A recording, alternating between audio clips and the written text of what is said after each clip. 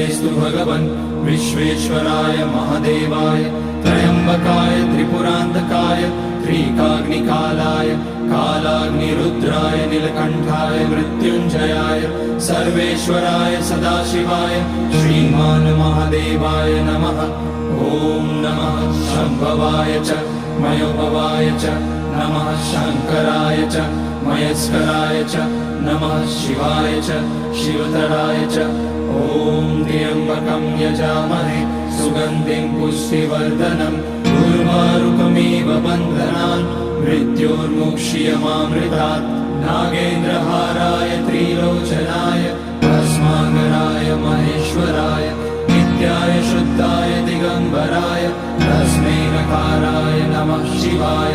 Mandakini सलिलचन्दन चर्चिताय Nandishwar प्रमथनाथ महेश्वराय। Mandar Pushya